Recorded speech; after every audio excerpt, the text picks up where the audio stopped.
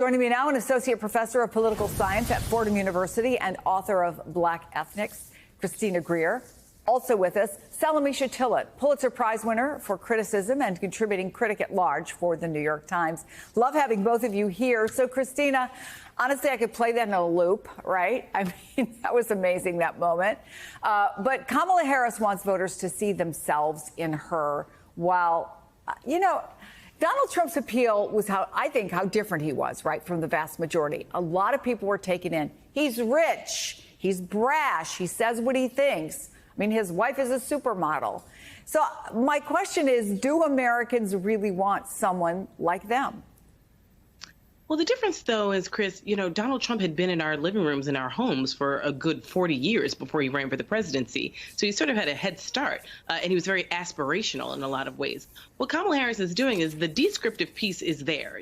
She's not leaning into, say, Hillary Clinton 2016 and talking about possibly being the first female president, even though other democracies of our ilk have had female leaders.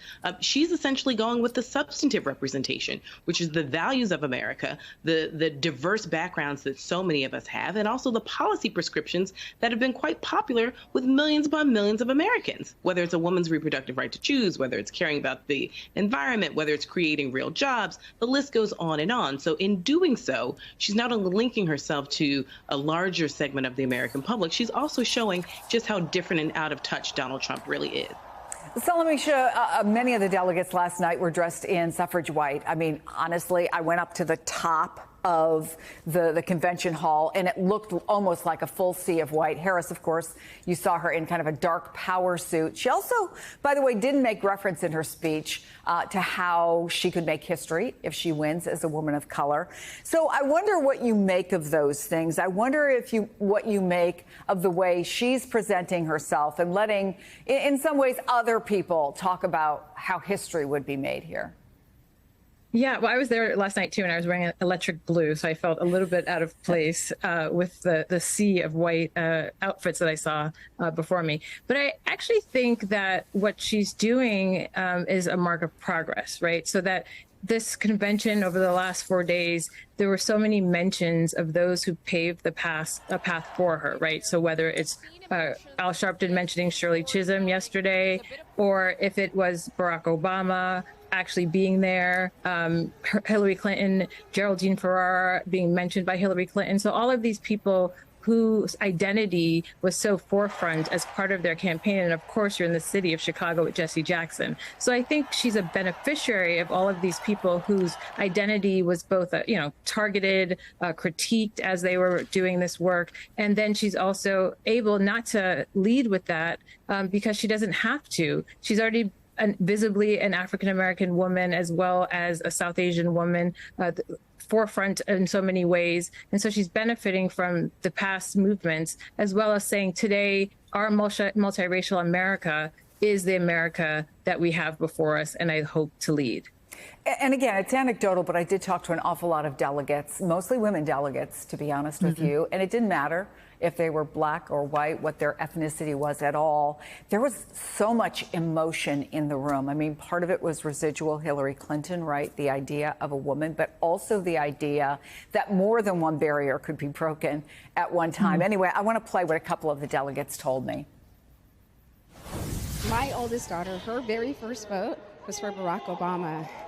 And now she has her very first daughter who has met Kamala Harris, been in her social media videos. And for her, my granddaughter, this is the norm. This is her norm.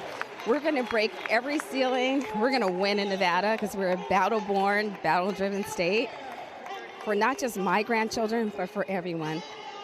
This is what America is supposed to be. But for me to watch a black woman get nominated as our first black woman, she's going to be the first black woman to be president. I'm the first black woman to be the chair of this party here in Michigan. And there's a sisterhood of us. And I think that as we plow through all of these firsts, I'm excited about this one for us and for our country.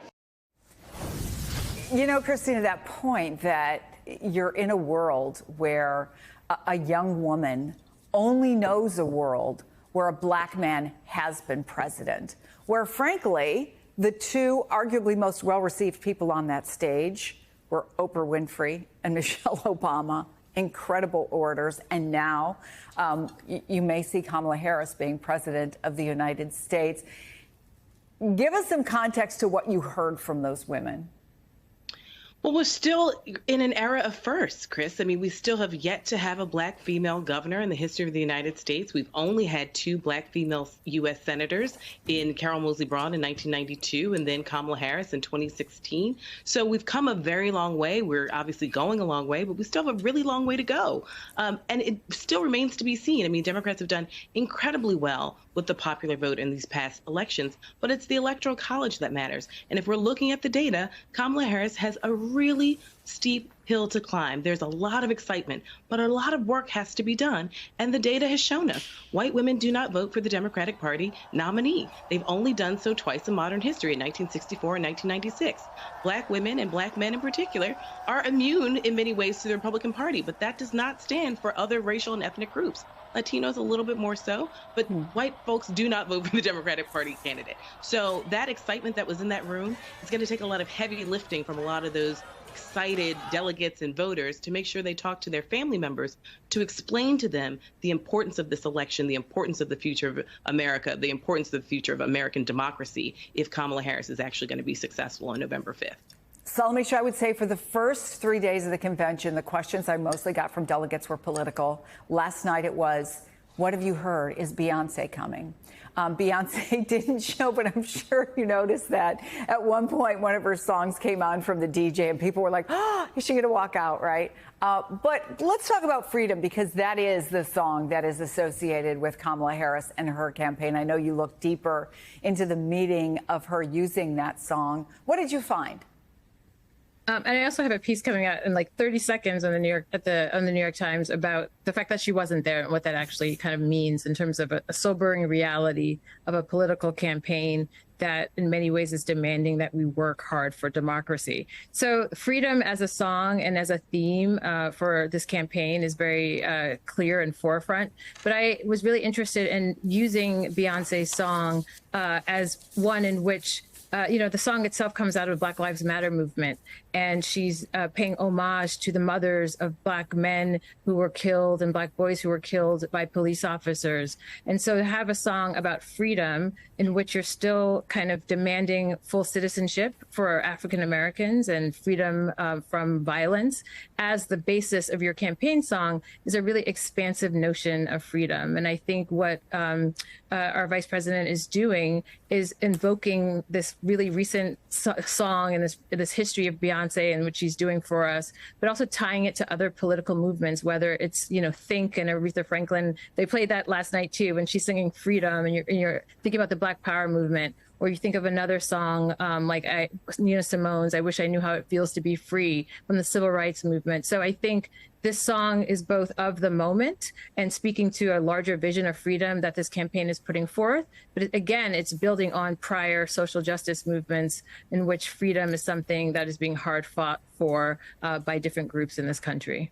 I'm hitting refresh on the New York Times website. I'm looking forward to reading that. I know my editor's like, it's coming. So, Christina Greer, Salamisha Tillett, thank you both very much. It's great having you on the show.